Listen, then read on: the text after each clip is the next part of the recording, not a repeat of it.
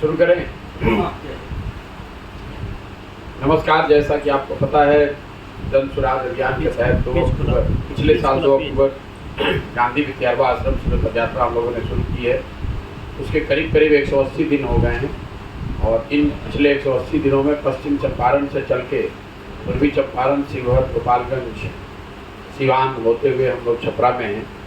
आज आपके इस जिले के इस प्रखंड में आपसे मुलाकात हो रही है। मैं संक्षिप्त में अपनी बात, अभी तक का जो अनुभव रहा है वो साझा करूंगा, फिर उसके बाद आप प्रश्न कर सकते हैं। अभी तक जो कुछ भी हम लोगों ने देखा पिछले 180 दिनों में, उसके मुताबिक ये बहुत विश्वास से कहा जा सकता है कि बिहार में बेरोजगारी और पलायन लोगों की नज़र में सबसे बड़ी समस्या है। और बेरोजगारी और पलायन सबसे बड़ी समस्या है, ये जानने समझने के लिए आपको बिहार के गाँव में पैदल चलने की ज़रूरत नहीं, ये तो सबको मालूम है।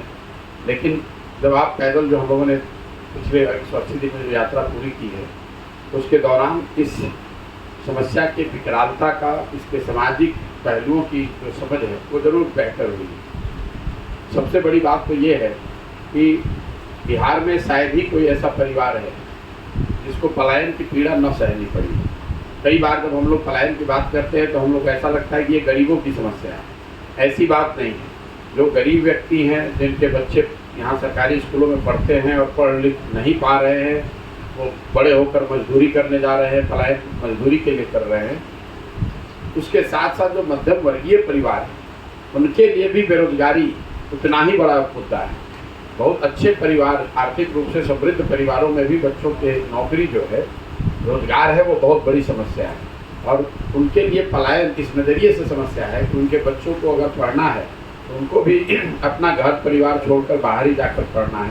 और अगर उनमें से कुछ लोगों को नौकरी मिल भी गई तो भी वो नौकरी बिहार में नहीं लग सकती है। तो परिवार का एक यूनिट के तौर पे जो कॉन्सेप्ट है, माता पिता, माँ बाप, पति पत्नी, बाल बच्चे एक साथ रह रहे हों, ऐसा आपको बहुत रेयर दिखेगा बिहार में। जब गांव में हम लोग चल रहे हैं, शायद ही कोई ऐसा परिवार है जिसमें परिवार के तौर पर लोग साथ में रह रहे हैं। या तो बच्चे बाहर रह रहे हैं, या बूढ़े लोग इलाज के लिए बाहर रह रहे हैं, या जो जवान लोग हैं जो बाहर गए हुए हैं, वो साल में 1 महीने 2 महीने के लिए घर आते हैं, बाकी टाइम उनको बाहर ही रहना है। गांव में 40 से 50% जो युवा है वो किसी न किसी वजह से या तो पढ़ाई के लिए या कमाई के लिए बाहर ही रह रहा है।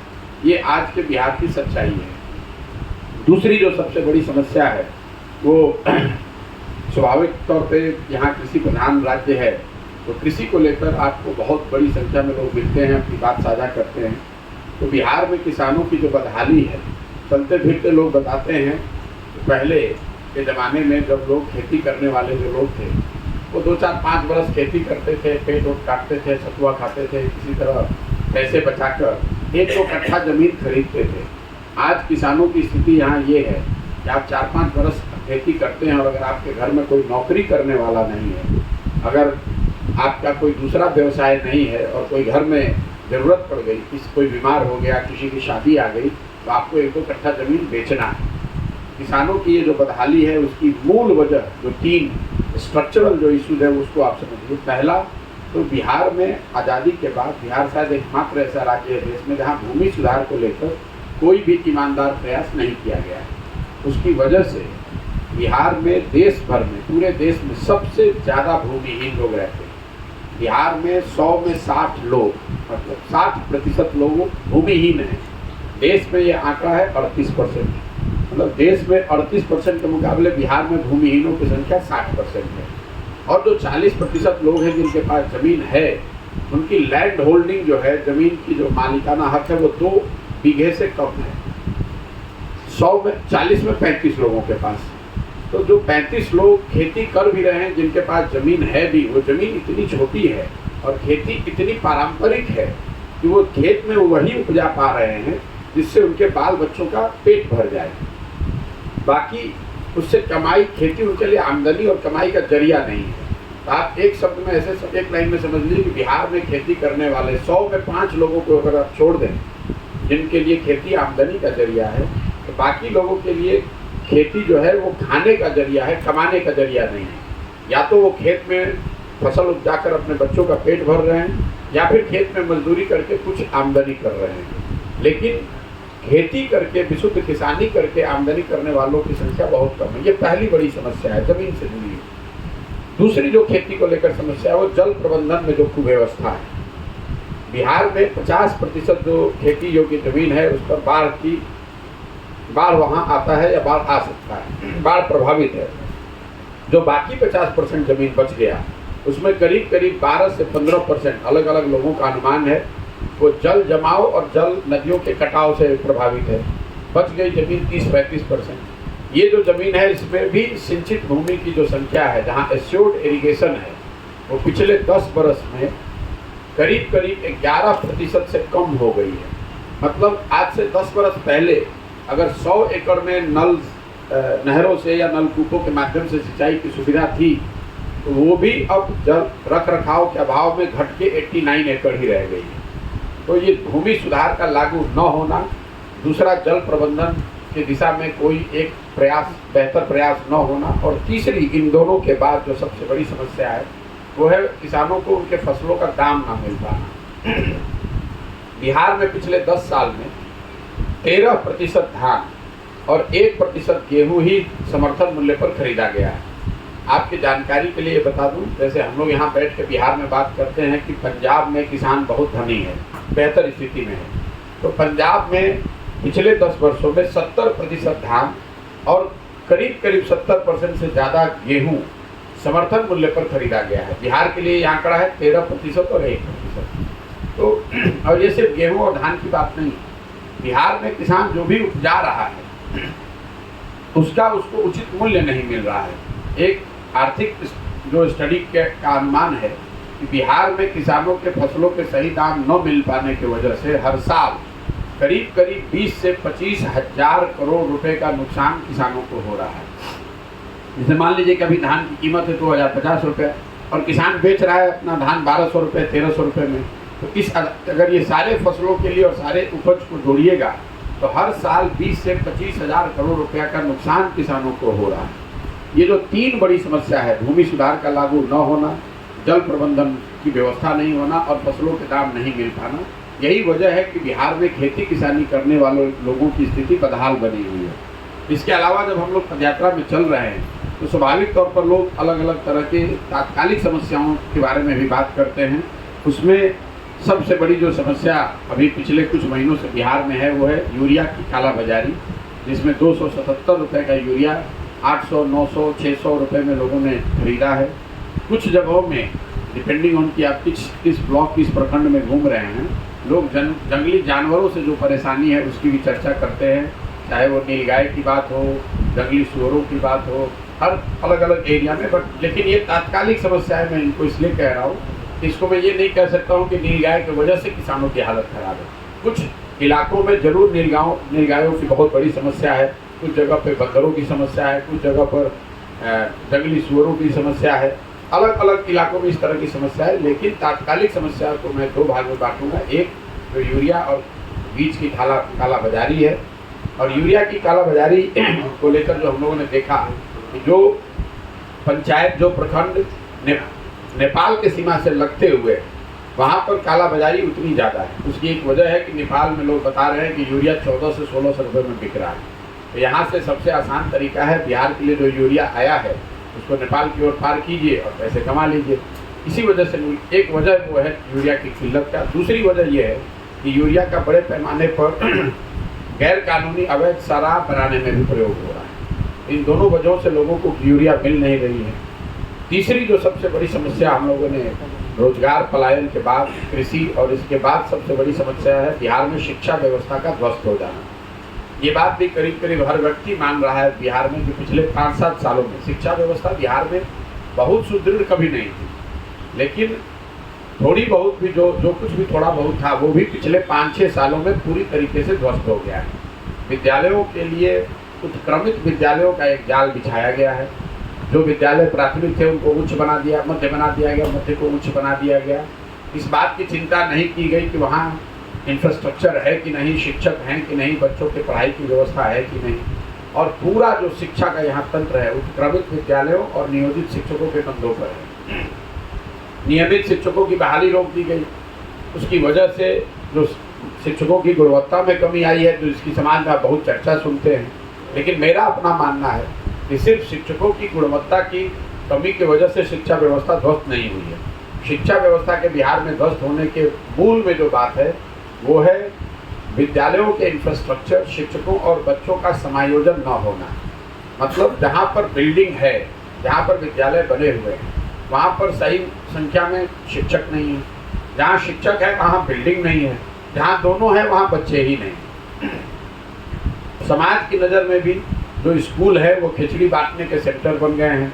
पढ़ाई के नज़र से ना उसको शिक्षक देख रहे हैं, ना उसमें पढ़ने वाले बच्चे देख रहे हैं। सबके लिए वो खिचड़ी बांटने का और कुछ सरकारी योजनाओं के वितरण का केंद्र बन गया है। जो कॉलेज हैं यहाँ पर, कुछ लोग को ऐसा लगता है कि खाली शिक्षक की वजह से ये स्थिति खराब है। तो मैं उनको उदाहरण देता हूँ यहाँ के कॉलेजेस का। कॉलेज तो शिक्षा मित्र या नियोजित शिक्षक नहीं चला रहे। कॉलेज में तो बढ़िया बिल्डिंग पहले से बनी हुई है, बड़े बड़े कैंपस बने हुए हैं, वहाँ पर शिक्षक भी नियमित हैं। बच्चों की भी संख्या 10,000, 12,000, 15,000 एक एक कॉलेज में है, लेकिन पढ़ाई वहाँ पर भी नहीं हो रही है। कॉलेज का यहाँ कॉलेजेस की हालत ये है कि बच्चे एक बार नामांकन कराने जाते हैं, एक बार एडमिट कार्ड लेकर परीक्षा देने और तीसरी बार डिग्री लेने। तो कुल मिला जुलाकर स्कूलों से खिचड़ी बट रही है, कॉलेज से डिग्री बट रही है, पढ़ाई दोनों में कहीं नहीं हो रही। यही वजह है कि बिहार में डिग्री धारक अशिक्षितों की संख्या शायद इतनी बड़ी है। मैं ऐसा समझता हूँ कि नीतीश कुमार जी का, जो स्वयं से पढ़े लिखे व्यक्ति हैं, उनके शासनकाल का जब भी इतिहास लिखा जाएगा तो उनके रहते हुए बिहार में शिक्षा व्यवस्था का ध्वस्त हो जाना ये सबसे काला अध्याय होगा। ऐसा इसलिए कि कल हो क्या अगर एक अच्छी सरकार आ जाए, सड़क टूटी हुई है तो सड़क बन सकता है, नहर में पानी नहीं है तो नहर में पानी कल आ सकता है। लेकिन जो 2 पीढ़ियाँ इस ध्वस्त शिक्षा व्यवस्था से पढ़ के निकल गई, अब जीवन भर एक अच्छी सरकार आ भी जाए, अच्छी शिक्षा व्यवस्था बन भी जाए, तो भी उनको जीवन भर अपने पूरे समाज में शिक्षित वर्ग के पीछे ही चलना पड़ेगा। ये 3 समस्याओं के साथ साथ मैं केंद्र सरकार की 4 योजनाओं के बारे में आपको बात करूंगा।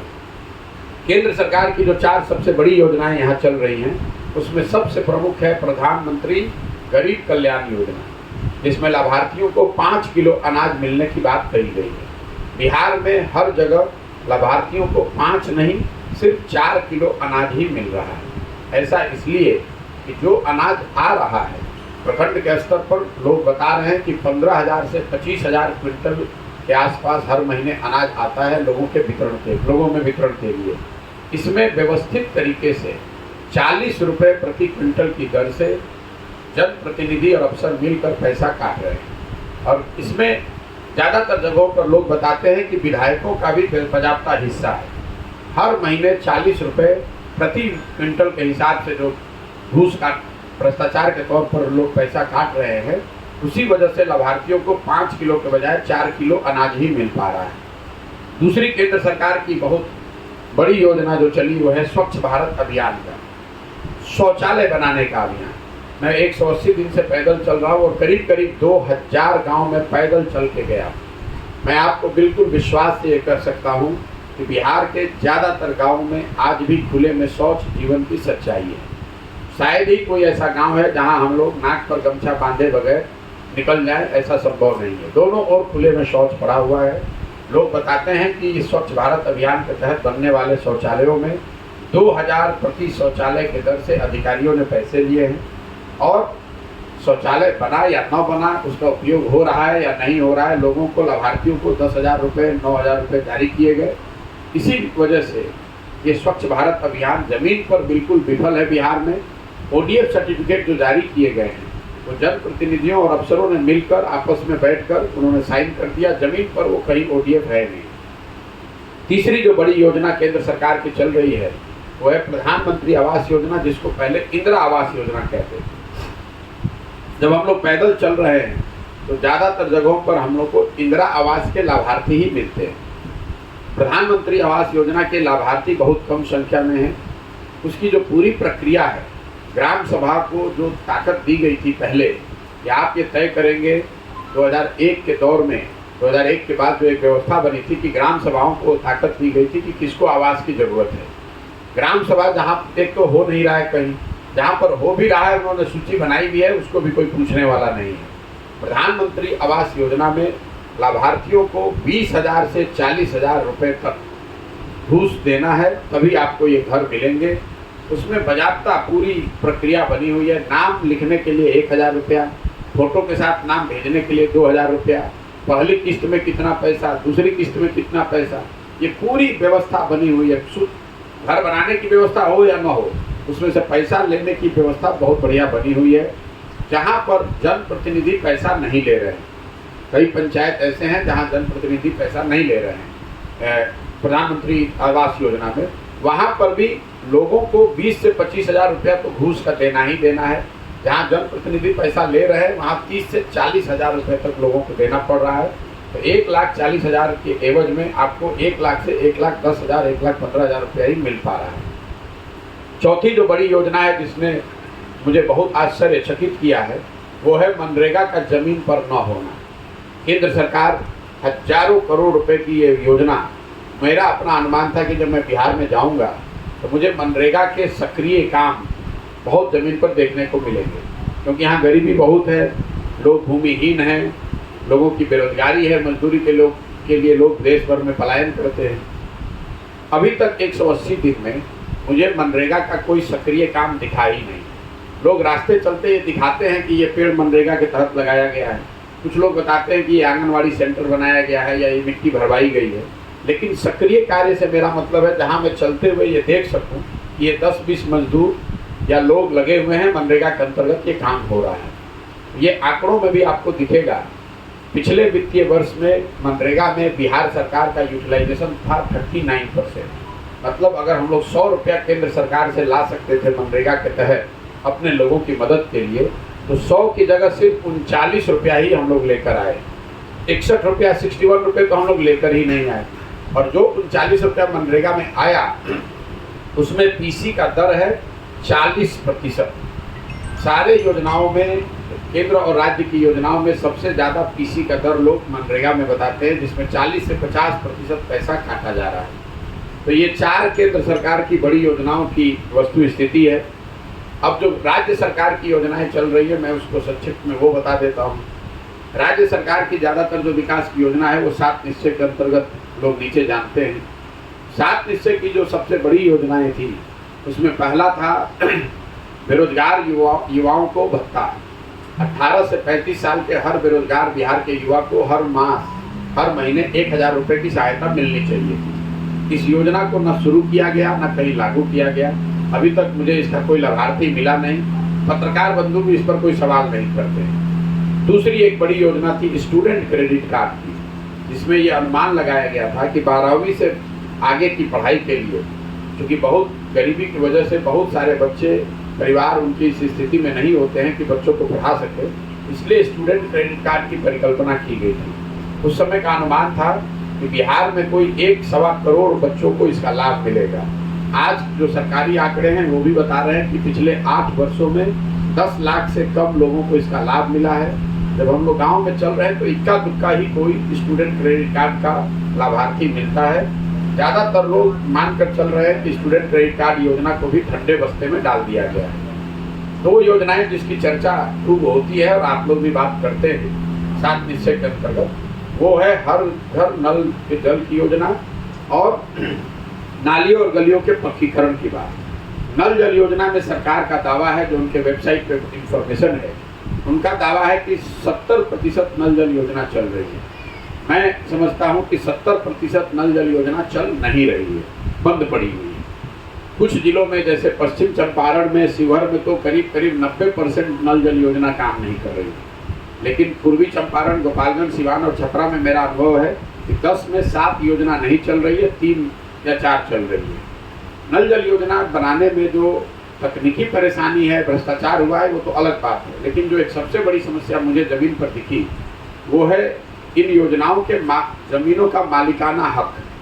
क्योंकि जब योजना बनाई गई है तो जो वार्ड सदस्य उस समय जीता हुआ था, ज़्यादातर जगहों पर उन्होंने अपने या अपने रिश्तेदारों के ज़मीन पर ये योजना बनवा दी। अब जब वो वार्ड सदस्य हार गया है तो अब वो हर जुगत लगा रहा है कि किसी भी तरीके से योजना चलने ना पाए। कई जगहों पर लोगों से ज़मीन इसलिए लिया गया है कि लोगों को बताया गया या उनकी समझ में आया कि जब हमारे ज़मीन में अगर ये योजना चलने लगेगी तो हमारे घर में किसी को सरकारी नौकरी मिल जाएगी। अब स्वाभाविक तौर पर नौकरी मिली नहीं है तो वो लोग अब उस योजना को चलने नहीं दे रहे हैं। मुझे कम से कम 20 जगहों पर ऐसे भी नल जल योजना मिले जहाँ पर लोगों ने इसमें बाकायदा ताला चाबी लगा दिया है और वो शादी उदी में जिनको पानी की ज़रूरत होती है वो नल जल योजना का पंप चलाकर पानी का व्यापार कर रहे हैं। ये हालत है अभी नल जल योजना की ज़मीन पर। नाली गली की योजना जो 7 निश्चय की सबसे बड़ी योजना थी, बहुत कम लोगों को ध्यान है। जब ये योजना बनाया गया था तो उस समय अनुमान था कि सबसे ज़्यादा 2015 से 2025 के बीच में, 2015 से 2020 के बीच में 5 वर्षों में नालियों और गलियों के पक्कीकरण पर 80,000 करोड़ रुपया खर्च किया जाएगा। उस समय की सोच ये थी कि हर घर के से जो पानी निकलता है उन नालियों का पक्कीकरण किया जाएगा। इन नालियों को एक बड़े नाले से गांव में जोड़कर पानी के निस्तारण की व्यवस्था की जाएगी। ये नाले खुले न रहें इसलिए सारे गलियों का पक्कीकरण किया जाएगा। जैसी व्यवस्था ड्रेनेज की आप सीवेज सिस्टम या ड्रेनेज की शहरों में देखते हैं, ऐसी व्यवस्था की परिकल्पना की गई थी। गाँव में जो हम लोग देख रहे हैं, हम लोगों ने ये पाया कि घरों के नालियों के पक्कीकरण की तो कहीं कोई बात ही नहीं। रोड के किनारे कुछ बड़े बेतरतीब तरीके से बनाए हुए नाले जरूर दिखते हैं। इन नालों को ना घरों के नालियों से जोड़ा गया है, ना इन नालों में आने वाले पानी के निस्तारण की कोई व्यवस्था की गई है। परिणाम ये हुआ है कि सड़कों के किनारे बनाए गए ये बड़े नाले जो ज़्यादातर जगहों पर खुले हुए हैं, वो एक तरह से गांव का कूड़ेदान हो गए हैं। वहाँ उसमें पूरी गंदगी भर गई है, बालू मिट्टी पुआल भर गया और वो नाले जो हैं वो कूड़ेदान में परिवर्तित हो गए। ये केंद्र राज्य सरकार की जो बड़ी 7 निश्चय की योजनाएं हैं उसकी ज़मीनी हकीकत जो हमने देखा। 2 विषय जिसको हम लोग मानते हैं, चर्चा भी करते हैं बिहार में लोग, जहाँ सुधार दिखा वो है बिजली और सड़क। निश्चित तौर पर जहाँ पर भी हम लोग गए हैं वहाँ बिजली आ गई, इसमें कहीं कोई दो मत नहीं है। अभी तक जहाँ पर भी मैं गया हूँ बिजली हर जगह दिखी है। लेकिन बिजली के आने के साथ साथ समाज के स्तर पर लोग ये भी बता रहे हैं कि बढ़े हुए और गलत बिल का आना एक बहुत बड़ी परेशानी का कारण है। ज़्यादातर लोग ये शिकायत कर रहे हैं कि बिजली का जो बिल है वो बहुत ज़्यादा आ रहा है या गलत आ रहा है। मुझे रास्ते चलते हुए 2000 से 1.25 लाख रुपए तक का बिल लोगों ने दिखाया है। हर गांव में 20, 30, 40, 50 लोग ऐसे हैं जो बिजली बिल के गलत होने के कारण लोक अदालतों के चक्कर लगा रहे हैं या उनका कनेक्शन काट दिया गया है तो कटिया फंसाकर बिजली जला रहे हैं। ये आज नहीं तो कल बिहार में एक बड़ी सामाजिक आर्थिक समस्या के तौर पर उभर कर आने वाला है, क्योंकि लोग नीचे बहुत ज़्यादा इसकी वजह से परेशान दिख रहे हैं। दूसरी एक जो बात मैंने बताई जिसमें सुधार दिखा है वो निश्चित तौर पर सड़क। नेशनल और स्टेट हाईवे में सुधार है, ये सबको दिख रहा है, इसमें कहीं कोई दो मत नहीं है। ग्रामीण सड़कों की हालांकि जहाँ तक बात है, वहाँ पर गांव के अंदर की जो सड़क है वो हालत करीब करीब वही है जो लोग बताते हैं लालू जी के ज़माने में थी। लालू जी के जंगल राज के ज़माने में ग्रामीण सड़कों की स्थिति और आज की ग्रामीण सड़कों की स्थिति में बहुत फ़र्क नहीं है। गांव में जो सड़क बनाए गए हैं या तो 5 साल, 8 साल, 10 साल पहले बनाए गए हैं जो टूट गए हैं, या फिर जो अब नई सड़क बन रही है उसमें भ्रष्टाचार इतना है कि वो बना पिछले साल और आज टूटने लगा है। ग्रामीण सड़कों की स्थिति बदहाल है, इसमें कहीं कोई दो मत नहीं है। अलग अलग डिस्ट्रिक्ट में अभी तक का अनुभव मेरा ये रहा है कि शिवहर में मुझे सबसे ज़्यादा खराब स्थिति में रोड दिखे, उसके बाद पश्चिम चंपारण में कहूँगा, उसके बाद सिवान के भी कुछ इलाकों में बहुत रोड की हालत ख़राब है। स्वाभाविक तौर पर जहाँ बाढ़ की संभावना है, जैसे पूर्वी चंपारण के ग्रामीण क्षेत्रों में सड़क कुछ मिला जुला के ठीक है, लेकिन सुगौली का जो एरिया है जहाँ बाढ़ आता है वहाँ बिल्कुल ग्रामीण सड़क का कोई नामो निशान नहीं है। छपरा में भी ग्रामीण सड़क की स्थिति बदहाल है। मैं इसको पश्चिम चंपारण और शिवहर से बेहतर नहीं बताऊंगा। मैं जितने प्रखंडों में घूम कर आया हूँ, 1 या 2 प्रखंड को छोड़ दीजिए तो बाकी सारे प्रखंडों में ग्रामीण सड़कों की स्थिति बहुत खराब है। इसके अलावा 2 और बात जो मुझे नई सुनने को मिल रही है पिछले 2-3 महीने से, वो है बिगड़ती हुई कानून व्यवस्था की स्थिति। जब मैंने चलना शुरू किया था अक्टूबर से, तो लोग दबे जुबान में सही लेकिन ये बताते थे कि महागठबंधन की सरकार बनी है और उनके मन में एक आशंका थी कि शायद कानून व्यवस्था की स्थिति गड़बड़ हो सकती है, खराब हो सकती है। पिछले 2-2.5 महीनों से सिवान के बाद से मैं जो सुन रहा हूँ, लोग हर दिन आकर बताते हैं डकैती, अपहरण, मारपीट, लूटपाट की घटनाओं, बढ़ती हुई घटनाओं का जिक्र करते हैं। तो एक बहुत बड़ी समस्या के तौर पर मैं पिछले 2 महीने से सुन रहा हूँ। शायद ये सिवान और छपरा का मामला है, मैं जानता नहीं हूँ, लेकिन इन 2 जिलों में मैंने बहुत बड़ी संख्या में लोगों को कानून व्यवस्था की बात उठाते हुए, उसकी चिंता करते हुए लोगों से मैंने सुना है। इसके अलावा जो सामान्य बातें हैं कि बिहार में स्वास्थ्य की सेवाएं ध्वस्त हैं, रोजगार की सुविधा नहीं है, फैक्ट्री बंद पड़ी हुई है, ये तो रोज़मर्रा की बातें हैं, आप लोग सब जानते ही हैं, तो मैं उस पर कोई विशेष टीका टिप्पणी नहीं करूँगा। आपके अगर कोई सवाल है तो आप सवाल कर लीजिए। बहुत बहुत धन्यवाद।